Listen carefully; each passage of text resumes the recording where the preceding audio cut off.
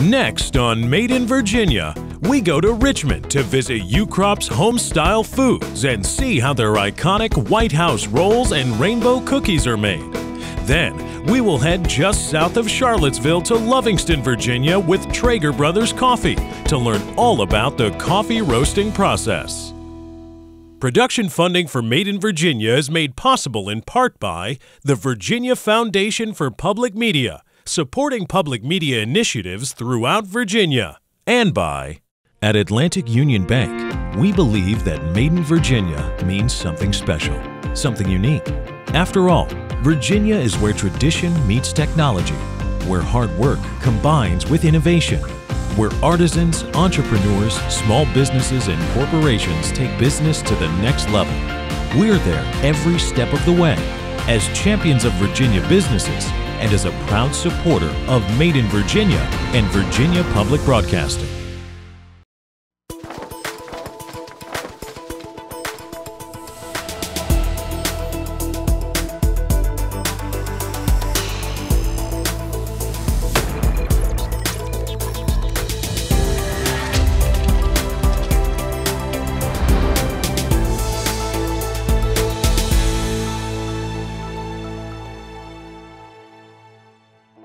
Ukrop's Homestyle Foods produces high-quality, fresh food and baked goods from order to deliver in 24 hours.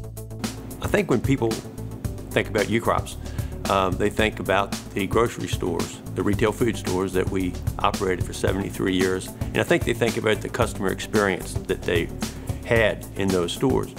And they were aware that there was a passion for food, there was a passion for innovation, and it just felt good. There was an emotional connectivity. We were not perfect, we made lots of mistakes, but overall people had an emotional connection with doing business in the stores. They felt like they were doing business with neighbors. And so even as we had, say, 28 stores throughout Central Virginia and a few other cities in Virginia, fortunately we were able to continue to develop that emotional connection with our customers just by following the golden rule. And that's the way my parents started the business back in 1937. That's the way they treated people. Starting as a small grocery store in 1937, over the years, Ukrops became a valued brand name in Richmond, Virginia. With the purchase of Dot's Pastry Shop in 1976 and the opening of a central kitchen in 1989, fresh food manufacturing became an important part of the business. Once the retail stores were sold in 2010, Ukrop's Homestyle Foods was born and began offering fresh kitchen and bakery products to retailers throughout Virginia and beyond. Today, Ukrop's Homestyle Foods is a large, customer-focused, fresh food manufacturer and continues to support the Richmond community. The first store that my parents opened was 500 square feet. That was it, like 32 by 16, basically. And so that business grew to like 5 stores by the end of 1969. In fact, that's when I joined the business. My brother had talked my dad into opening the second store in 1963. The point is that my brother and I worked together for 40 years in building the business from like where it was at 5 stores to 1.28 stores. And still based on the values that our parents set forth many, many years ago. Not by what they said, but the way they behaved. And so the decisions that we made, whether any types of innovation or enhanced customer service, were all done with those values in mind. And to this day, that's the kind of way we operate our business. We learned from that original situation with the Dot's Pastry Shop, but bringing it into our business, that we could have a bakery, instead of having making things in all these locations, we can do it in one location and then send it around to our stores. I would say that I'm most proud of the food that we offer our customers, that we're still there. You know, the Richmond is changing, and it should. And it's nice for customers to know that they can still get that birthday cake or they can still get that product for special events, for gatherings. There's nothing like when you're gathering with your family and you're having that dish, that one dish that everybody loves and you're so glad it's there. And it just resonates family. In the past year, we produced 1,623,000 just over that in White House roll 12-count packages. The rainbow cookies specifically, we produced over 247,000 packages of cookies. We have our products in Food Lion, we have our products in Kroger, Publix, Harris Teeter, the 2 Wegmans here in Richmond. We also have, we serve Wegmans in Charlottesville and Fredericksburg. We have Aldi's, we have products in Aldi's as well as BJ's. And we have our White House rolls in 30 states. Ukrop's White House rolls are simple yeast rolls that are made from scratch and taste great. Breakfast, lunch, or dinner, White House rolls are perfect for any occasion. The rolls are made the way your grandmother might make the rolls. And I will tell you this, years ago, in an effort to try to improve our systems, we actually took our recipe up to a bakery in the Northeast to try to see if they could duplicate it. They could not do it. They could not do it. That was when Bill DeVork, who our production manager, was still there. We just could not get them to duplicate what we have. And so it's just really interesting to have the hands touch these rolls along the process. It's just, again, it gets back to what your grandmother would have done. And they taste great. So we receive orders every day from our customers, and those orders get processed through our systems, and we begin production on those later that evening and into the next day. That product is then produced and shipped out that day for delivery into the store. So it's about a 24-hour turnaround from the time that we receive an order to getting the product in the stores. It all starts with high-quality ingredients such as flour, water, and eggs, ingredients you might find in your pantry at home. All the products that we make are very similar to the way that you would do it in your kitchen. We source similar raw materials, so flour, sugar, eggs, salt, butter, the things that you need for normal baking. We source a lot of those same ingredients. We don't add artificial preservatives to our products. We don't artificially inflate the shelf life of any product. All the ingredients are combined in a large industrial mixer. The ingredients get dumped into a mixer, just like a mixer you might have on your counter at home, except it's in a much larger scale.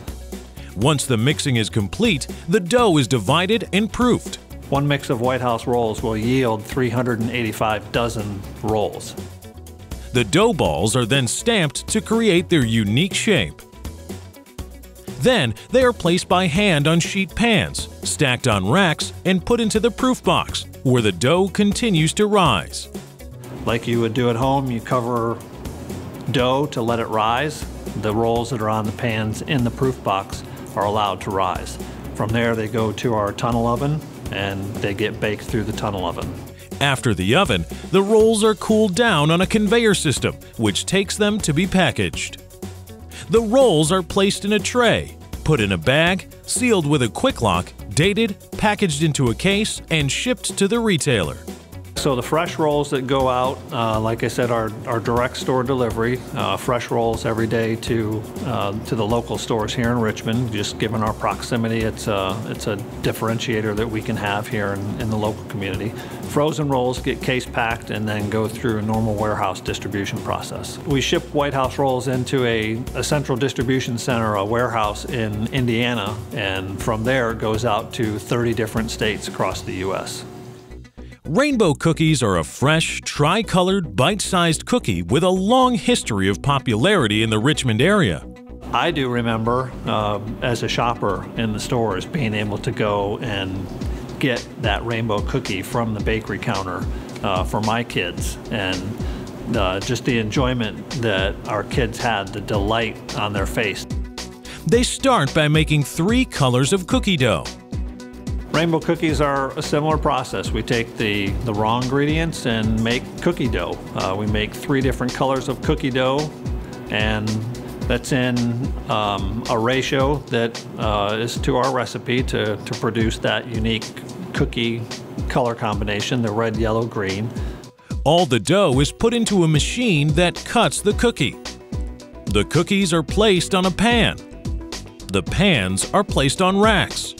The racks are then wheeled into a large oven. They spin as they cook. It's a convection type oven. They spin and cook. The racks come out, are cooled. Once the cookies are cooled, and we handle those, put them in the packages. Then they are packed in tubs and shipped out to retailers. Primarily that's in the 11-ounce tub that you see in the store, or it's a 5-ounce, 5.5-ounce grab-and-go container. As Ukrops grows their fresh food manufacturing business, they strive to lead by example with a single purpose: to nourish lives by sharing their passion for food and families. As our brand, which started out mostly in Central Virginia, brand Ukrops Food, continues to kind of, it's more of a, I guess, kind of a ripple effect going out as time goes on. Their products get more and more well known outside of the Central Virginia area, because we did have a store in Roanoke when we were Ukrops. We were in Fredericksburg and also Williamsburg. But now we have products out in Virginia Beach, Southern Virginia, out past Roanoke, into West Virginia, actually out in the far reaches of Virginia, out in the Bristol area, Tri-Cities area. We have product out there. And so our food is traveling, and it's traveling fresh and to these places, and people are getting to enjoy our food.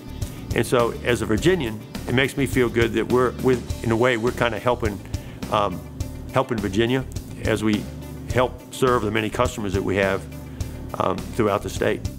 I'm not a native Richmonder. We moved here in the early 1990s. My children have all been born here, and so Richmond, Virginia has been our home. I started as a Ukrops customer, visiting the stores. My wife and I survived on dinner for twos for many, many years. So being part of Homestyle Foods for the past 6.5 years has been very special, meaningful to me. To be part of the community, to be nourishing the community. That's our business philosophy, is nourishing families and communities. So to know that the work that I do here is helping to feed not just our community, but the communities at large across the U.S. with our products, it feels like we're doing something of tremendous value. Virginia is a great place to live, work, and play. We have 4 seasons of the year here in Virginia, and we're not too big, but we have many amenities around here. And the interest, I think, that takes place, especially in Richmond and really throughout the Commonwealth, is trying to encourage healthy lifestyles, encourage people to get out and enjoy the environment, whether it be the rivers, the ocean, the lakes, and the mountains. What a great place to live and work. In fact, that Ukrops Food is made in Virginia makes us very, very proud. Trager Brothers Coffee is a family-owned, organic, small-batch coffee roaster operating in Charlottesville and Nelson County, Virginia. They site roast all their coffee to order, and it is wholesale distributed in the Mid-Atlantic region and online through websites around the world. We're in Central Virginia. We're in Nelson County, which is about 30 miles south of Charlottesville. This particular location is on the 151 corridor, which is a big corridor right now for craft beer, distilleries. It pushed very much at the state level in terms of trying to create almost a Napa Valley-like experience. So you can start in Crozet, you can go all the way down 151, come up the 29 side, end up back in Crozet and hit high 20s of the wineries, a couple distilleries, a bunch of craft beer, and then us, coffee on both sides, right in the middle. The whole idea of this place, the concept is that you guys should be able to come in here. Maybe you're from New Jersey and you're doing the whole beer thing, and you should get the same coffee experience that you would get in New York or Seattle or LA. So, but at the same time, you can also ride your horse up and get the same thing. So we try to make it very accessible, and it has, and so far the legend grows. So the cool thing is that we are tucked away, and it is a community center, so people still feel like they're discovering us every day, which is a part of the whole experience. So then they'll come in, they'll chat them up, and get a pour over, they can talk about the coffee, can still talk to the roaster. So we try to make it very accessible to people. In 1993, William and Joe Trager left Seattle with a lifelong friend, Doug, to find the perfect place to start a coffee company. Like many people in history, they landed in Virginia with a dream and an espresso cart and got to work. So raised on the West Coast, Seattle, Washington, grew up around coffee, I used to go to this really great cafe as a kid called the Last Exit Cafe. It was by the University of Washington, which is where my father taught school. So he would take me down there. We'd play chess every night, and he'd play this game called Go. It's these little, I don't know how to describe it, but it's a game. And I would go down there and I'd hang out while he was playing the games and, you know, just got to know the people, got to know the baristas. I was young, 12, 13, 14. And then I started going back as I got a little older with my sister. She would go down there for open mic nights, and I would started to drink the coffee, and as soon as I drank the coffee, it just changed my life. I knew it would become my life. Today, Trager Brothers is a full-service coffee roasting company, shipping around the world with a retail location at UVA's University Hospital called Higher Grounds. So online, like if you would have said to me 5 years ago, you're gonna sell a bunch of coffee online, I've been like, no way. But now we ship it all over the world, literally, like Italy, Austria, all over the United States. That would be you going to our website and finding a coffee and we ship it. You know, with our locations at the university, you get a whole crew of doctors in there every 4 years, every 6 years, and they turn over and then they just kind of take it with them. So we have a lot of people that have been buying our coffee for 20 years, and we ship it all over. That's the shipping part. As far as wholesale distribution, pretty much mid-Atlantic specific, because we don't have a distributor. You know, if I took on a big distributor, they're gonna want year-long expiration dates on the bag, and they're gonna want a warehouse coffee. We're a roast-to-order coffee company, so you order coffee, as soon as we get your order, we're gonna put it into production queue, we're gonna get it to you as quick as possible. So that kind of limits us in the sense of distribution. So we do a lot of internal distribution. So it's the state of Virginia, DC, Nova Metro, Maryland. And that's pretty much it. We do a little bit over the mountain, but not a whole lot. We're just starting to get a little bit of a footprint in Stanton, and nothing really in Harrisonburg, a little bit, but it's kind of onesie-twosie stuff. It's really on this side of the Blue Ridge, and it really goes from Virginia up through Maryland. Trager Brothers Coffee maintains a high-quality end product by sourcing only the best organic beans from around the world, slow-site roasting, and the freshness of their roast-to-order business model. Well, we take our time roasting the beans. I mean, I like to call it, this is maybe my term, I don't know if I heard any other coffee roasters say this, but I like to call it a slow roasting process. On average, it takes 15 to 20 minutes to roast a load of coffee here. And I think in the specialty roast world, that's a very long time. I've heard people usually come out with their loads in 7 minutes or maybe up to 10, but that would be a long time. So we do really good dark roasted coffee, where most of the specialty coffee world goes much more towards a light roast. Our lightest roast, which we call a medium light, would still be considered dark by some coffee standards. And then we go darker to that up to a French roast. And I think that really is what distinguishes Trager Brothers Coffee, is being able to get that dark roast or a medium roast without that bitter aftertaste or a burnt flavor because of the time we take on each load. Our mission is quality, community, and sustainability. So with all things organic, you can taste the difference, I promise you. Close your eyes, look at 2 tomatoes. One's gonna be conventional, it's gonna be beautiful, it's gonna be red and perfect, and the other one's gonna be all weird and kind of knotted up, and that'll be the organic tomato.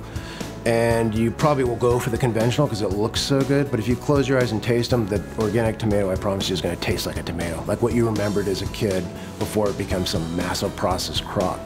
So there's quality. That's the first thing why organic is just like, to be an organic farm, you need 5 years of clean soil, you need 5 years of clean water. It's not an easy benchmark, especially when you next to conventional farmers that have been spraying for 100 years. So it takes a certain way. When you go and visit the farms, so if you go and visit a conventional farm, it's all based on yield. It's all mechanized harvest, they're crop dusting. You go to an organic farm, you're gonna walk around with the guy, he's gonna have a relationship with every single bush. I mean, they even name them. They're dragging logs out of the forest and using wasp, so it's a whole different way. That all translates into the quality of the coffee. So really, it starts with a quality thing. The process begins with green coffee beans, which are slow roasted for around 20 minutes. It's about 15 to 20 minutes. Depending on how dark you're going. So a lighter roast would be more like 15. to 17, and a darker roast would be more like a 17 to 20 minute load. We don't like to go over 20 minutes. You start picking up some of the metallic characteristics of your roaster if the beans are in there for too long. They start the roaster and it warms up. They place the green beans in the top hopper. The roaster checks the flame through the sight glass. They then set a timer and then dump the beans in the top hopper into the roaster. At 10 to 12 minutes into the roast, they listen for the first pop. As the first 10 minutes, I would say, of the roast, there's not a lot going on in the bean. It's just warming up to a cooking temperature. After 10 minutes, between 10 and 12 minutes, it starts to do what we call first pop. This is the sound of the bean expanding and the outside skin coming off. Where the bean starts to expand, really brown up. It loses an outside skin that's called chaff. Like a peanut has a skin on it, and it pops and that comes off. During the process, they check on the beans with the trier. This is part of the sight roasting where they look at the beans as they roast. Then they decrease the heat roast for a bit before increasing it again for the second pop. The first pop usually takes about a minute. Cool down usually takes about a minute and a half to really settle the bean. And then as we bring it back to second pop, that could take a minute to 2 minutes.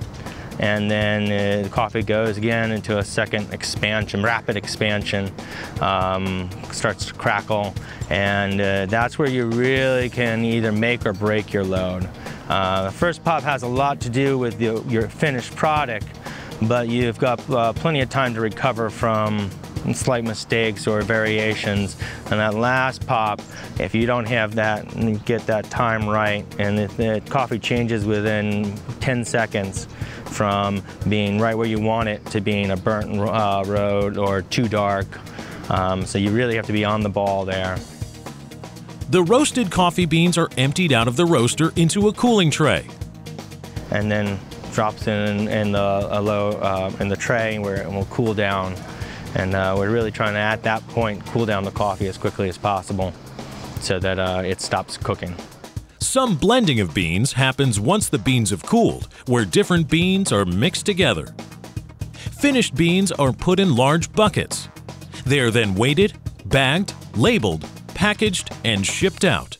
The science is the curve, time, temperature, what the coffee is doing, how the coffee should be handling based on the origin, and then the art is going to be, well, even though all these parameters are the same, and even all these variables have been reduced, and even though I'm within the same box that I should be, it's totally different today because it's 95% humidity, and that's what happens with coffee every day. It's like there really is no written rules, there's just these parameters and guidelines, so that's where the art comes in. So if he's trying to produce a big batch of coffee for me to do cold brew, which will pick up every single flaw that you have in your coffee, he's going to be doing it based on a curve. He's going to be doing it based on a certain set of inputs. But depending on what time of year it is and depending on what's going on, maybe the roaster's not getting up to heat that day, maybe the airflow is weird or whatever, he's going to have to react to that. So the art really comes with like taking all those variables and then producing something at the end that is an artesian product. And they're constantly doing it because you might have to do something totally different one day versus the prior day to get the same result. And if you don't have that understanding, if you're just a formula or spreadsheet guy and you're just doing it based on the inputs, you're not going to get it right. If you're the flaky arty guy that's just the way you feel or whatever and you don't do the inputs, you're not going to get it right. It really is, it's a blending of the two. As Trager Brothers moves into the cold brew market, they will continue to slowly roast to order some of the best coffee beans here in Central Virginia. Charlottesville is this really unique city that is like a small little nerdy town, but it has international implications. It's a foodie town, it's a arts and culture town, it's a science town. I mean, it's got it all, and it's like 100,000 people. So it's this really unique place. Virginia as a whole, what I really love about it is the fact that it's so old And it's progressive, but at the same time, they haven't lost their sense of history. And, you know, they always talk about bellwethers politically in Missouri. Nonsense. Virginia is the bellwether. I mean, Virginia's been driving pretty much everything, in my opinion, forever. Property rights, the whole, like, local food and slow food. That goes back to Thomas Jefferson. I mean, this is like the tip of the spear for that stuff. And the more I'm here, the more I could never see myself being anywhere else. I mean, I travel a lot of places, and I've been a lot of places, and I've lived in New York, I've been in Seattle, and San Francisco. It's like, I can't think of a better place to raise a family than Central Virginia. You know why? And I'll tell you, it's like when we do these coffee places, the people that just, I would never have any exposure to, like the farm or whatever, really never has left Nelson County for 5 generations. It's like, man, it's that, and it's also the UVA cardiothoracic surgeon. It's really great. So I love it here. I'm all for it, yeah. Production funding for Made in Virginia is made possible in part by the Virginia Foundation for Public Media, supporting public media initiatives throughout Virginia, and by, at Atlantic Union Bank, we believe that Made in Virginia means something special, something unique. After all, Virginia is where tradition meets technology, where hard work combines with innovation, where artisans, entrepreneurs, small businesses, and corporations take business to the next level. We're there every step of the way as champions of Virginia businesses and as a proud supporter of Made in Virginia and Virginia Public Broadcasting.